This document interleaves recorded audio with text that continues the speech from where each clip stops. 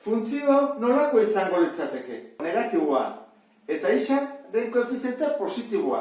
Orduan, erauntakoa da. Negatiboa eta positiboa. Atakoa itzaguke horrela. Beherakorra. Orduan, lehenengo jakin bat dugu, nondik hasten den eremua. Hortarako 0 aurkitu bat dugu. Jarriko dugu, isaken 3 izan behar dula 0 baina handiagoa edo berdina. Pasatzen dugu beste aldera, eta gelditzen zaigu, isak izan behar dula 3 edo handiagoa. Horak hori da ingo duguna. Isa eta i jarri, eta hemen jarriko ditut 3 eta gero gogoratu. Balioak hau dira, ez da? 0, 1, 4, 9, 16. Karratuak, orduan, eingo diot, gehi 1, gehi 4, gehi 9. Era hortara, karratuak atako zaizkidalako, ez da? Eta ez zaizkit komarekin aterako, Hau dira, erabiltzen ditudanak. Urrengo 25 izango litzateke, noski. Horrezkatuko dugu, orduan, eingo genuke horrela. Isain ordez 3 jarri, orduan 3 kendu 0, orduan da 0. Orain 3ak kendu eta jarriko dugu 4. 4 kendu da 1, horrek esan nahi du dela minus 2 bider bat, minus 2.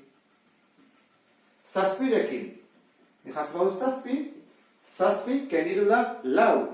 Orduan, 4-en ardua da 2. Orduan, minus 2 bider 2, minus 4. Eta azkena, 12. Nijatzen dut hemen 12, 12 kendu 9, orduan 9 da 3, minus 2 bider 3, minus 6.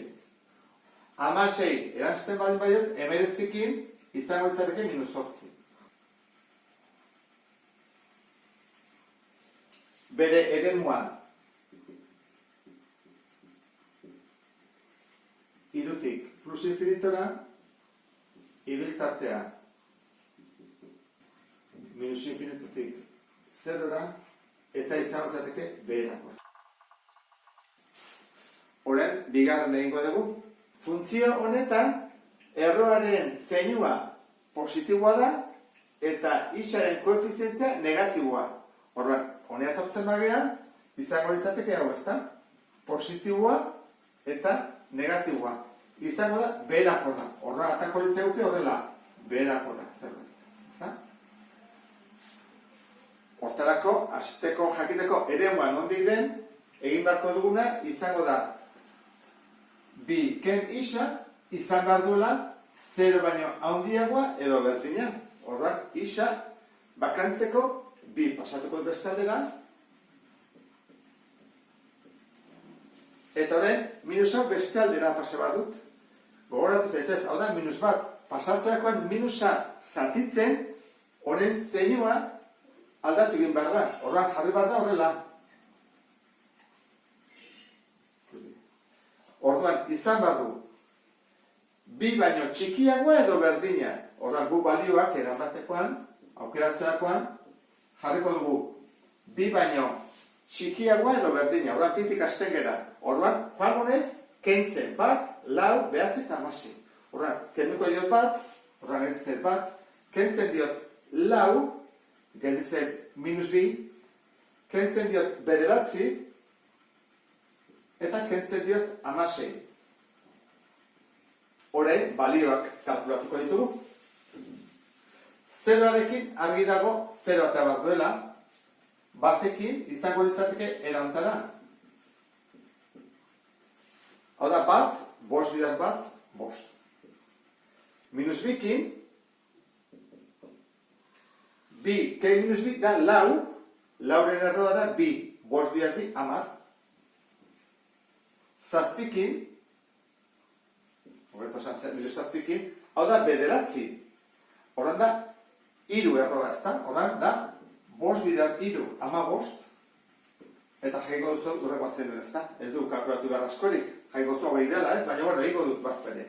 Jartz boten 14, minus 14. Hau da, 16.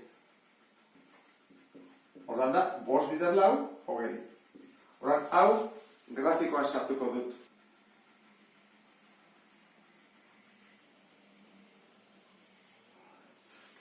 Eremua izango litzateke minus infinitotik bi arte, bi bada eremukoan, ibiltartean izango litzateke zerotik goruntz, orduan zerotik plus infinito arte, izango litzateke beherakorra, ikusten, beherakorra delako. Bukatzeko, faltazaigu kalkulatzea I ardatzarekiko ebaki da puntua. Hau da, I ardatza nun ebakitzen duen edo nun mozten duen. Hortarako nahiko erraza da, jartzen dugu I-xaren orde 0, hemen 0 jartzen badugu, zenbat hartatzen zaigu? Hau, ezta? 5, 2 errokuadroa. Orduan, puntua zen izango litzateke. Izango litzateke, I-xa 0 denean, Ik hartzen du balio. Eta honekin amaituko dugu. Ulertu duzulakoan beste bat arte. Agur!